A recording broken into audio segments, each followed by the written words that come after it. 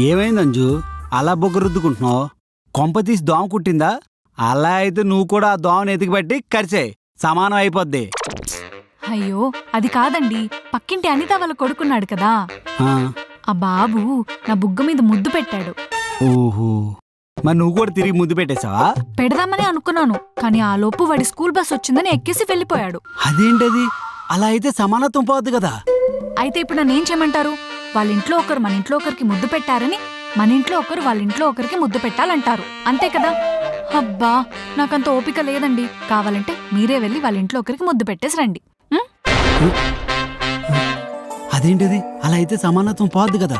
నేనే ముద్దు పెట్టి చూస్తాను. సమానత్వం చాలా ఇంపార్టెంట్. ఎలాగైనా ముద్దు పెట్టేయాలబ్బా. ఎక్కడే ఉన్నారా? మీరేంటండి కమల్ గారు మా ఇంటి వైపు వచ్చారు? ముద్దు పెట్టడానికి. ఇందాక మీ పిల్లోడు మా ఆవిడకి ముద్దు పెట్టాడంట. మా ఆవిడ తిరిగి ముద్దు పెట్టడం మర్చిపోయింది. అందుకే మీ ఫ్యామిలీలో ఒకరు మా ఫ్యామిలీలో ఒకరికి ముద్దు పెట్టారు. కాబట్టి మా ఫ్యామిలీ నుంచి నేను మీ ఫ్యామిలీ ఎవరికైనా ముద్దు పెట్టడానికి వచ్చా. పిల్లోడు స్కూల్కి వెళ్ళాడా? అయితే మీ ఆయన పిల్లండి, ముద్దు పెట్టేస్తా. మా ఆయన ఆఫీస్కి వెళ్ళిపోయారండి. అవునా? అయితే వేరే ఆప్షన్ లేదండి. సమానత్వం కోసం మీకు ముద్దు పెట్టాలా?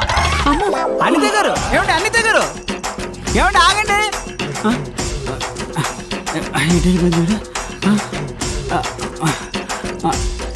ఒరే సీను, 201 అనిత గారు కనిపించారా? లేదు సార్. ఒరే ఆవిడకి ముద్దు పెట్టాలరా, కనిపించకండి వెళ్ళిపోయింది. ఏంటి ఆవిడకి ముద్దు పెడతారా? ఎందుకు సార్? సమానత్వం కోసం రా. ఏంటి సమానత్వం కోసమా? ఏంటి సార్, మీకు ఆవిడ ముద్దు పెట్టిందా? దానికోసం మళ్ళీ పెడతానంటున్నారా? ఏహే, ఇప్పుడు అదంతా చెప్పలేను రా. అనిత గారు అక్కడ ఉన్నారా? వస్తాను, ఉండండి. మీ సమానత్వం పాడుగారు. ఏమండి ఆగండి, సమానత్వం పోతే ఆగండి, నాకు దొరకండి ప్లీజ్ అండి. ఏమండి? అంజు నువ్వు ముద్దు పెట్టంజు. నేను మీకెందుకు ముద్దు పెడతాను? ప్లీజ్ అంజు, ఇప్పుడు నువ్వు ముద్దు పెట్టకపోతే మీ ఆయన వచ్చి ముద్దు పెట్టేస్తాడు. Please Anju please. మా ఆయన మీకెందుకు ముద్దు పెడతాడు?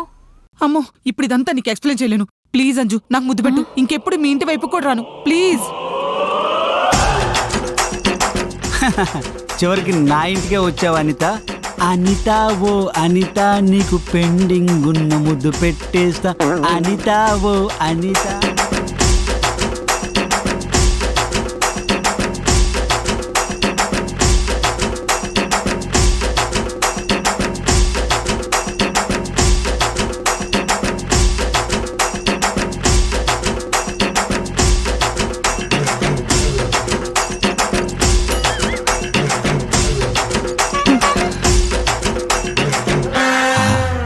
సమానం అయిపోయింది.